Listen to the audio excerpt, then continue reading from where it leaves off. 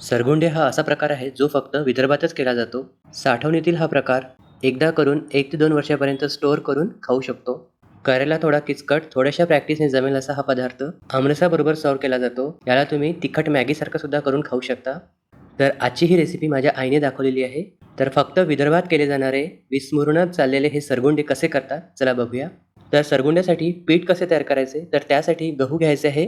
गहू स्वच्छ धुवून घ्यायचे. धुतल्यानंतर त्यातील पाणी पूर्णपणे निथळून घ्यायचं आणि हे निथळलेले गहू सुती कापडामध्ये बांधून रात्रभर तसेच ठेवायचे आहे. दुसऱ्या दिवशी सकाळी हे गहू असेच चक्की किंवा गिरणीमध्ये दळून आणायचे आहेत.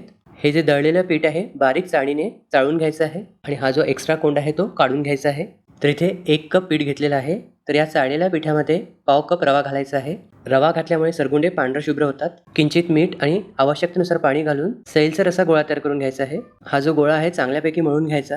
गोळा मळून झाला की याला साधारण 1 ते 2 तास रेस्ट करण्याकरिता ठेवायचा आहे. तर त्यासाठी बाउलमध्ये फक्त 1 चमचा पाणी घालून त्यावर हा गोळा ठेवलेला आहे आणि झाकून आपल्याला ठेवायचा आहे. साधारण 2 तास झाल्यावर हा जो गोळा आहे पुन्हा एकदा चांगल्यापैकी मळून घ्यायचा आहे. ही जी कणिक आहे जेवढी लांबवता येईल तेवढी लांबवायची आहे. त्यातून तार निघायला हवी. गरज पडल्यास व्हिडिओमध्ये दाखवल्यानुसार आपटून सुद्धा घेऊ शकता. त्यामुळे ही जी कणिक आहे छान लांबते आणि छान तार पडते. तर आईने साधारण 15 ते 20 मिनिटे कंटिन्युअसली मळून घेतलेला आहे. तर इथे आपली ही सरगुंड्यासाठी कणिक तयार आहे. सरगुंडे करण्याकरिता सर हवे असतात. तर ज्वारी किंवा गव्हाचे जे धांडे असतात त्यापासून हे सर तयार केलेले असतात.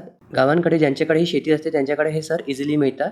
तर याला अगोदर तेल किंवा तूप लावून घ्यायचं आणि हाताला सुद्धा तेल किंवा तूप लावून घ्यायचं. भिजवलेल्या कणकीमधून थोडासा गोळा घेऊन व्हिडिओमध्ये दाखवल्यानुसार लाटी तयार करून घ्यायची आणि जी भिजवलेली कणिक आहे ती झाकून ठेवायची आहे आणि एक एक सर घेऊन या कणकीपासून तार तयार करून ही जी कणिक आहे सराच्या भोवती गुंडाळायची आहे. यासाठी प्रॅक्टिस लागते.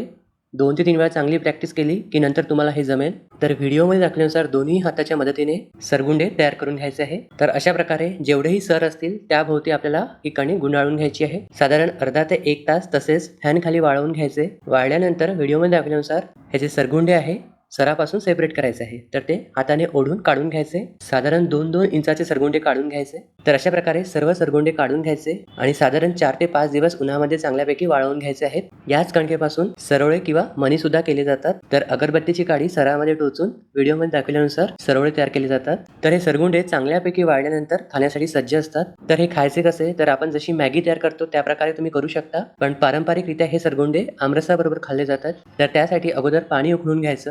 त्यामध्ये किंचित मीठ आणि तूप घालायचं. पाण्याला उकळी आली की यामध्ये सरगुंडे घालून साधारण 5 मिनिटे हाय फ्लेमवर उकळून घ्यायचे. त्यानंतर यातील पाणी काढून हे जे सरगुंडे आहे थंडगार आमरसाबरोबर खाल्ले जातात. वरतून तूप तुम्ही घेऊ शकता. तर नक्की ट्राय करून बघा. कसे झाले कमेंट्समध्ये सांगाल आणि व्हिडिओ आवडल्यास लाईक करायला विसरू नका आणि तुम्हा सर्वांना मातृदिनाच्या खूप खूप शुभेच्छा.